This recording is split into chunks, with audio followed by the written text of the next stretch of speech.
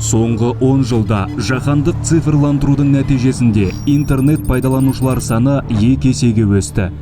Халықаралық сарапшылардың дерегіне сүйенсек, әлем халқының 62,5% интернетті пайдаланады.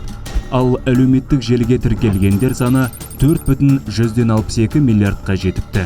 Мәселен, былтыр әлеуметтік желілерге 424 миллион адам тіркелген. Бұл күніне орта есеппен 1 миллионнан астам, секундына 13 жаңа пайдаланушы қосылып жатыр дегенді білдіреді. Ақпараттық технологиялық төңкерісті халықаралық террорлық топтарда ұтымды пайдалануда. Интернет платформалар саны артқан сайын, діни экстремистік ұйымдар жасайтын қылмыстың да ауқымы, қарқыны және қоғамдық санаға ықпалы еселенді. Әлемдік қоғамдастықты үрейлендіретін фактор Қазақстанды айналып өтпеді. Биыл елімізде 9 айдың қорытындысы бойынша 51 мың материал жойылды. Біз интернетке көп көңіл бөлеміз. Себебі теріс бағыт ұстанатын азаматтардың алған ілімдерінің барлығы интернеттен алған. Дінге қызыққан азаматтар аяғымен мешітке барып ақпарат сұрамайды. Интернетті ашып жібереді, кәдімгі өздеріне керек материалды іздей салады.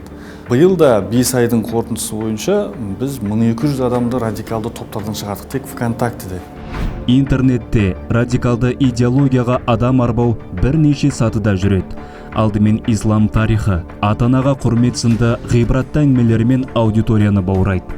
Келесі кезеңде дінді саясиландырады, яғни билікті табалап, заңды қаралап, айналасына өшпенділік тудырады. Содан кейін мәдени майдан басталады.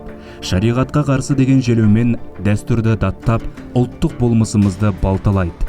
Салдарынан адам жанұясынан ажырап, ортасынан алыстайды. Соңғы сатыда тығырықтан шығар жол ретінде мұсылман мемлекетіне көшуді ұсынады. Құран мен хадистен хабары жоқ. Исламның іргелі 4 мәзхабының бірінде білмейтін әсіре діншілдер осылайша адасады. 70% жастар деп айта аламыз. Осы тиктоктан кіріп кетіп отырған.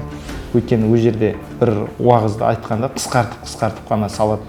Деструктивті діни ағым ұстанушылардың ойлары біздің үкіметті жоқ қылу, салтымызды бұзу, сонымен улап тастаған. Жасөспірімдерге айтатындарым, әлеуметтік желіні қолданбай, кітап оқып, телевизор қараған негізі абзал бар.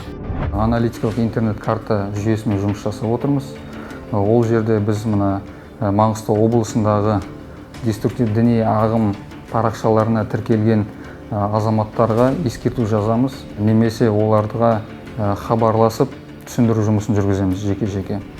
Интернет аудиторияға қол жетімді әрі жасырын байланыс түрі. Ақпарат тез таралады, бұрмаланған діни дерек қысқа нұсқа келеді. Тілге тиек етер жайт. Сирия соғысы кезінде Даиш террорлық ұйымы үгіт насихатын 20-дан астам тілде таратқан еді. Тек қана мына әлеуметтік желілерде емес, экшн ойындардың бағытында сол экстремистік бағыттағы, радикалдық бағыттағы уағыз насихат жұмыстары жүргізіліп жатады. Біз әлеуметтік желіде ақпараттық фильтр қоя білуіміз керек.